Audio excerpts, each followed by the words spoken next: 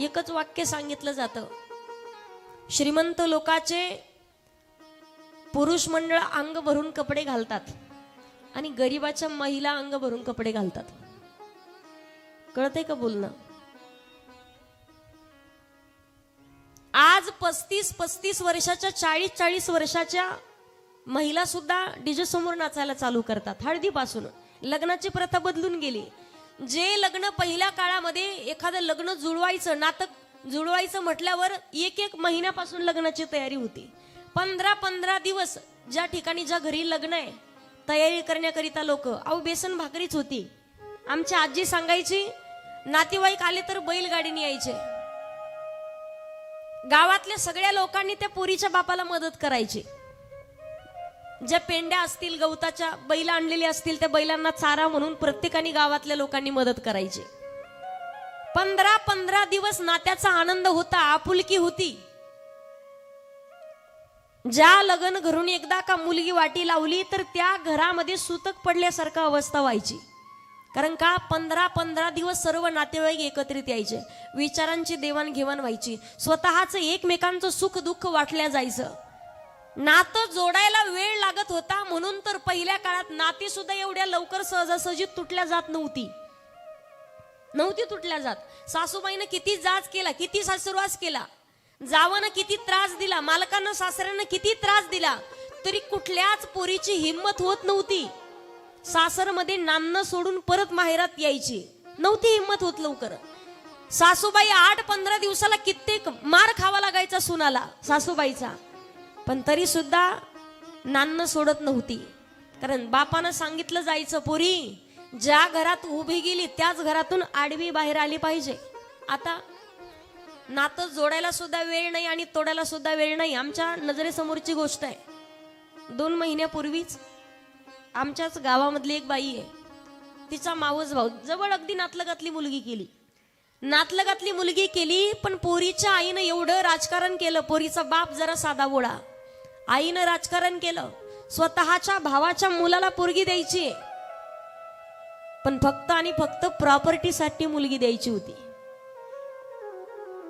ज्या वेळेला लग्न लागलं, हळद लागली आणि लग्न लागल्यावर फक्त 1 महिना, 15-20 दिवस तर 1 महिना पोरगी सासरमध्ये थांबली. आणि नंतर पोरीने सांगितलं, एक तर तुमची आई राहील, तुमची बहीण राहील, नाही तर मी राहील. ते पोराला वडील नाही. काय म्हणे, एक तर तुमची बहीण, तुमची आई राहील, नाही तर मी राहील. आता ज्या मुलीनं, ज्या आईनं लहानपणापासून ज्या मुलाला सांभाळलंय, बाप निघून गेल्यावर आई बाप होण्याचं दोन्ही कर्तव्य पार पाडलंय, कुठला मुलगा त्या आईला सोडून देईल, कुठला मुलगा त्या बहिणीला सोडून देईल? नाही सोडू शकत भाऊ. शेवटी त्यानं नकार दिला. म्हणून तिनं त्याला फारकत मागितली आणि याच्यावरती सही कर म्हणे. का तर प्रॉपर्टी अर्धी नावची होणार ना. पण मुलगा एवढा हुशार होता, जेव्हा ती फारकत मागणार, जेव्हा ती प्रॉपर्टी मागणार, रात्रीतून सगळी प्रॉपर्टी त्यानं स्वतःच्या आईच्या नावावरती करून दिली. मला सांगा तुम्ही, 1 महिन्यात पूर्ण प्रपंचाचं संसाराचं वाटोळं झालं पोराचं. नातलगातली मुलगी, फक्त प्रॉपर्टीसाठी कित्येक घटना घडतात अशा. आता तर लोकांचा व्यवसाय सुद्धा निघालाय. लग्न लागल्याबरोबर येती जातीला मुलगी जाते, अंगावरती सोनं दागदागिने घातले जातात, आणि येती जातीला मुलगी गेली तर 2-4 दिवसात परत कधी येतच नाही, दागदागिने घेऊन जाते. असे बरेच लोक आहेत. नातं जोडायला सुद्धा वेळ लागत नाही. एका दिवसात हळदीसहित आणि लग्नासहित सगळ्या गोष्टी पार पडतात. म्हणून ते नातं तोडायला सुद्धा लोक मागे पुढे पाहत नाही. माय सुद्धा पोरीला सांगते, सासूबाईनं थोडासा त्रास दिला तर आम्हाला फोन कर, लगेच घ्यायला येऊ. कुठपर्यंत पुरणार आपण? कुठपर्यंत पुरणार मायबाप पोरीला? जोपर्यंत मायबाप जिवंत आहे तोपर्यंत माहेरामध्ये त्या पोरीला कोणी त्रास देत नाही, सासरवास होत नाही. पण खरा वनवास तेव्हा चालू होतो ज्या दिवशी भावाचं लग्न होईल आणि मायबाप निघून जातील, भाऊजही घरात येईल, त्या दिवशी वनवास चालू होतो. अशा कित्येक असतील जी भाऊजई स्वतःचे मायबाप असल्याच्या नंतर जे आवाजावं बोलते, जिची काम सांगण्याची लवकर हिंमत होत नाही, तीच भाऊजई मायबाप निघून गेल्याच्या नंतर त्याच नंदीला आरतुर बोलताना पाहिल्यात. पण बाई कायम शोभत असते तिच्या सासरमध्ये. लग्न ही लग्नाच्या पद्धतीने नाही राहिलं. पार्वती मातेचं लग्न सोहळा हिमालयामध्ये एवढा आनंद झाला प्रत्येकाला.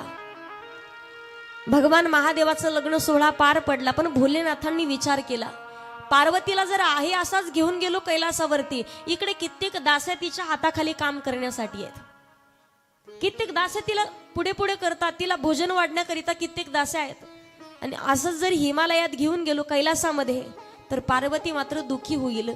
याकरिता महादेवाने सांगितलं काय, पार्वती तू अधिक काळ काही दिवस या हिमालयामध्येच राहा. लग्न सोहळा पार पडला. भगवान भोलेनाथ सगळ्या वरडाला घेऊन कैलासावरती गेले आणि पार्वती माता मात्र हिमालयामध्ये. मी कायम सांगत असते, नाते लांबून असल्याच्या नंतर आपुलकी आणि प्रेम राहतं. तुम्ही पहा, जावाई जर वर्षातून 2 वेळा जर एखाद्या वेळा जर सासरला येत असेल तर तांब्या भरून देतात पाण्याचा. स्वाभिमानानं जगता येतं, अभिमानानं एक तांब्या भरून देणार, चहा घेऊन येणार, जावाई आले जावाई आले, जावायला पाठीला पाठ, बसायला पाठ, ताटाला पाठ, थाट असतो खूप. कधी एक वर्षातून 2दा जर येत असेल जावाई, तर जावाई जर का 2-2 महिन्याला यायला लागला, सासरा म्हणतो जावाई बापू शेतात जाऊन तेवढं पाणी लावून या. आणि जावाई जर का गावातच असेल आणि रोजच चक्रा मारत असेल तर एक ना एक दिवस म्हणणार तेवढ्या बकऱ्या बांधून येता का. कोणाला? जावायाला. सांगतात अधिक काळ सारखं सारखं कधी सासरवाडीत जायचं नाही. गावातली जरी सासरवाडी असेल, एकाच गल्लीत 2-4 गल्ल्या सोडून जा, पण तिथून नाही जायचं सारखं. त्याच्याशिवाय प्रेम राहत नाही, त्याच्याशिवाय आपुलकी राहत नाही. एक विनोदानं प्रसंग सांगितला जातो. धोंड्याचा महिना चालू आहे ना आता, धोंड्याचा महिना. आले होते का जावाई? धोंडा जेवण केलं का? काल परवा तुम्ही एक फोटो पाहिला असेल मांजरीचा.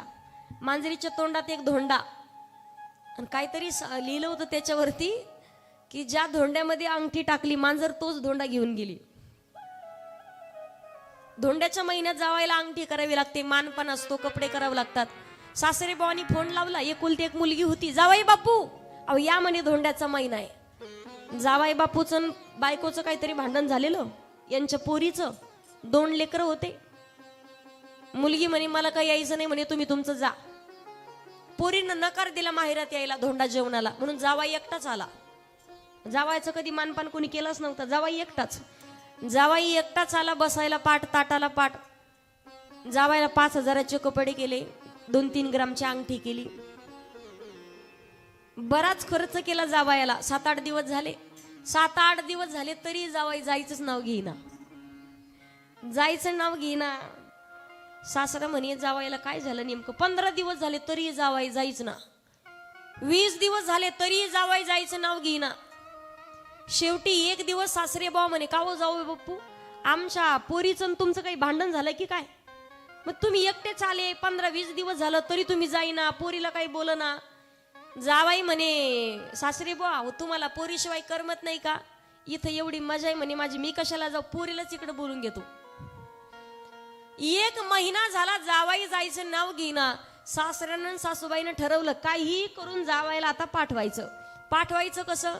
सासरा म्हणे तू काय कर म्हणे आज त्याच्या पत्नीला, सासूबाईला म्हणे संध्याकाळच्या टायमाला तू आज भाजी खारट कर म्हणे, जरा भाजीत मीठ जास्त टाक.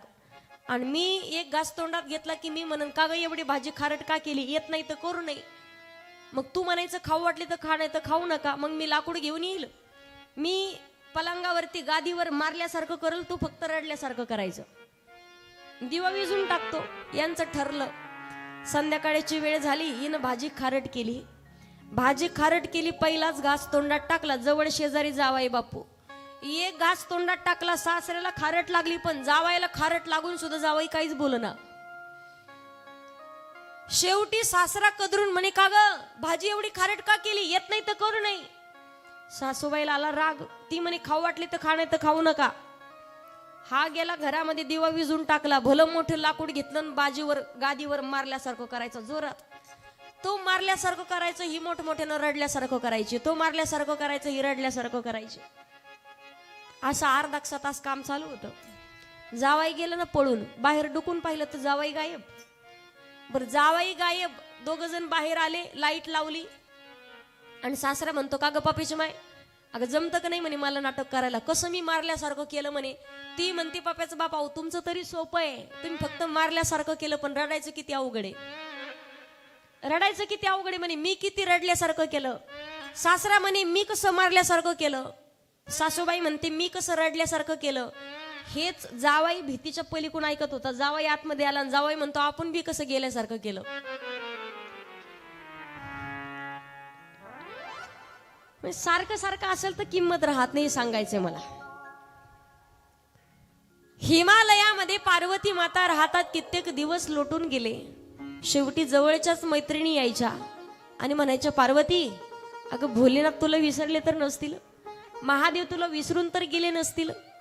असे कित्येक वेळा बोलणं झालं, तुला भोलेनाथ विसरून तर गेले नसतील. भगवान महादेवाची खूप आठवण येऊ लागली पार्वती मातेला. भोजनाचं ताट दिलं तर ते कपाटामध्ये ठेवायच्या, फळाची टोपली दिली तर कपाटात ठेवायच्या. कित्येक दिवस निघून गेले, अन्न पाणी त्याग केला, भगवान महादेवाची मनोमय प्रार्थना केली. कित्येक वर्ष लोटून गेल्यावर भगवान भोलेनाथ पार्वती मातेला घेण्याकरिता आले. पार्वती मातेला घेण्याकरिता हिमालयामध्ये पार्वतीला एवढा आनंद झाला, पाणी आणण्याकरिता म्हणून गेल्या. कपाटाचा दरवाजा उघडून पाहिला तर कित्येक वर्षापासून भोजनाची ताटं, फळांची टोपल्या तशाच ठेवलेल्या होत्या. अन्न आणि पाण्याचा त्याग केलेला. आता पार्वती माता निघल्यात. मी कायम सांगत असते, स्वतःच्या माय बापाला पोरीचं कधीच ओझं होत नाही. पंचायत फक्त बाजूच्या लोकांना राहते. आई वडील कधी कदरत नाहीत पोरीला सांभाळायला. आणि सगळ्यात वाईट प्रसंग माई बापाच्या जीवनातला कुठला असेल तर तो म्हणजे पोरगी वाटी लावण्याची वेळ. लहानपणापासून तळहाताच्या फोडासारखी सांभाळायची. एकदा का लहानाची मोठी झाली, कळती झाली, दुसऱ्याच्या स्वाधीन करायची. ते चांगलं परिवार, चांगलं घर भेटेल की नाही कुठलीच गोष्ट माहिती नाही. आईनं पावला पावलावरती सांगावं, पोरी अगं भाज्या अशी जमली पाहिजे, पोरी भाकरी अशा आल्या पाहिजेत, स्वयंपाक जमला पाहिजे, बोलावं कसं, वागावं कसं, सगळ्या गोष्टी शिकवतात. पण सासरमध्ये एखादी गोष्ट जरी चुकली ना, माय बापाचा तीळभरही कुठलाच दोष नसताना सुद्धा सासूबाई म्हणते, का ग तुझ्या आईने हेच शिकवलं का. एक चूक झाली तर, एखादी वस्तू स्वतःच्या मुलीच्या हातातून पडली तर ती चूक नाही, पण ती जर घरातल्या सुनबाईच्या हातातून पडली तर खूप मोठी चूक आहे. मी कायम सांगत असते, आपण म्हणतो कधी कधी पोरगी म्हणजे बापाच्या काळजाचा तुकडा आहे. का माहिती, भगवान परमात्माने जेव्हा बाप आणि लेक हे दोन पात्र तयार करण्याकरिता घेतले ना, तेव्हा बापाच्याच काळजाच्या तुकड्यापासून लेक म्हणजे मुलगी. म्हणून तर म्हणतात, आई निघून गेल्याच्या नंतर बापाची आई होण्याचं काम म्हणजे त्यांची पोरगी करत असते. जी मुलगी स्वाभिमानानं बापाला ताठ मानेनं जगण्याची संधी देते, जी मुलगी स्वतःच्या माय बापाच्या इच्छेनं लग्न करते, आयुष्यभर ते मुलीला मात्र शेवटच्या श्वासापर्यंत कुठल्याच गोष्टीची कमतरता भासू देत नाहीत मायबाप. कधीच कोणाच्या समोर हात न जोडलेला बाप.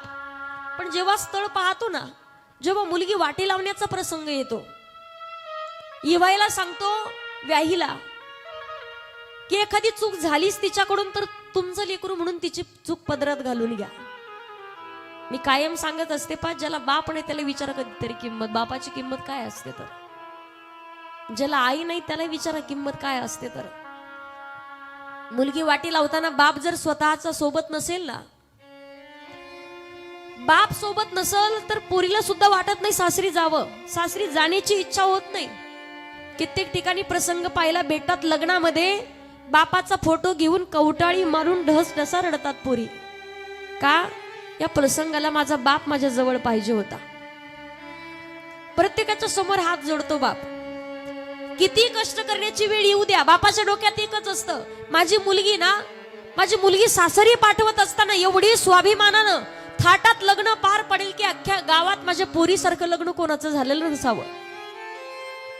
दुसऱ्याच्या इथं सालानं काम करण्याची वेळ आली तरी चालेल, दुसऱ्याच्या बांधाला रोज हाडाचं काळं रात्रंदिवस एक करून कष्ट करत, पण माझ्या पोरीचं लग्न मात्र थाटात पार पडलं पाहिजे. आणि याची जाणीव सुद्धा या कलियुगामध्ये सध्याच्या काळात पोरीनं सुद्धा ठेवणं गरजेचं आहे. आज 25-25 वर्ष लग्नाचा प्रसंग येईपर्यंत फक्त पोरीच्या लग्नासाठी पैसे जमा करतात, रात्रंदिवस हे करतात. पोरीला काटा टोचला तर बापाच्या काळजाला पिळा बसतो. पण आज तीच पोरगी 2 आणि 3 महिन्याच्या प्रेमासाठी माय बापाच्या प्रेमावरती पाणी ओतते आणि लगेच त्या पोरासोबत निघून जाते. आमच्या डोळ्यासमोरचे प्रसंग आहेत. लोक आम्हाला सांगतात हो, 10 वर्षापूर्वी घडलेल्या घटना जरी असतील ना, तरी सुद्धा ताट मानेनं कुठल्याच बापाला नाही जगता येत. स्वाभिमानानं जगत असतात, ताट मानेनं जगत असतात. 4 चौघात कोणाला तरी एखादा प्रसंग सांगत राहतात. पण घरातली मुलगी पळून गेली ना एखादी, तर त्या बापाला सुद्धा तेवढ्या स्वाभिमानानं नाही जगता येत, ताट मानेनं नाही जगता येत.